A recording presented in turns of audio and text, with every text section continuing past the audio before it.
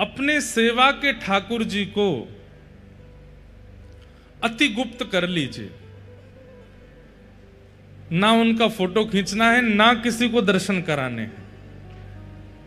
और जो कक्ष है, जिस कक्ष में ठाकुर जी विराजते हैं, उस कक्ष में कम से कम 1 वर्ष तक प्रयास कीजिए कि कोई नहीं जावे, केवल आप जाओ अपने ठाकुर जी के पास।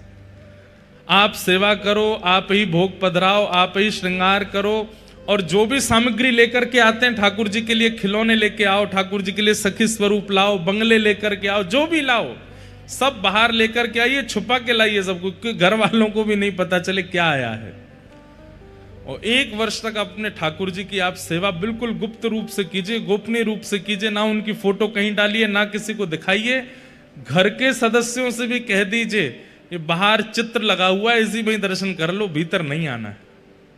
हो सकता है कलेश भी हो जाए कई घरों में, लेकिन कोई बात नहीं, ठाकुर जी अगर प्रकट हो जाए तो कलेश सह लेना। हम आपको आचार्यों की परंपरा की अनुकूलता से ये बात बता रहे हैं, किसी को मत आने दीजिएगा।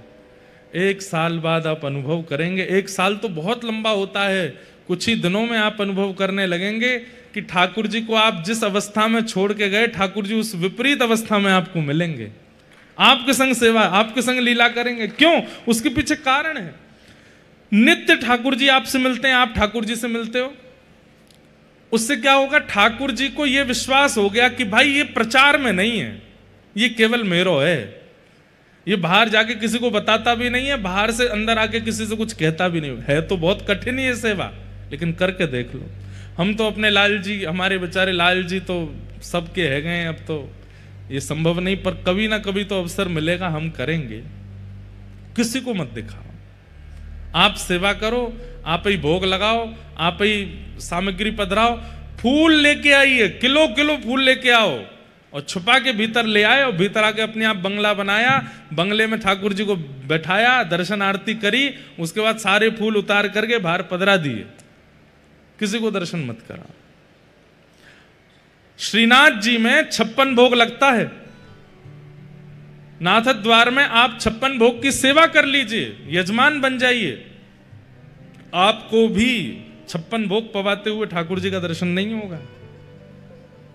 आपको उस काल, उस घड़ी में भीतर ले जाया जाएगा जब 56 भोग उठ रहा होगा। ठाकुर जी ने कैसे पाया, किसी को देखने का अधिकार नहीं है। कितनी उत्सव, कितनी लीलाएं श्रीनाथ द्वारा में ऐसी होती हैं जो सबके सामने होती ही नहीं है, भीतर ही भीतर हो जाती हैं। ठाकुर जी को उससे ये अनुभव होता है कि ये केवल मेरे प्रचार के लिए नहीं है, ये अपने लिए मेरी सेवा कर रहा है। तो ठाकुर जी धीरे धीरे सहज होने लग जाते हैं और फिर कुछ ना कुछ लीला क्रिया करने लगते हैं।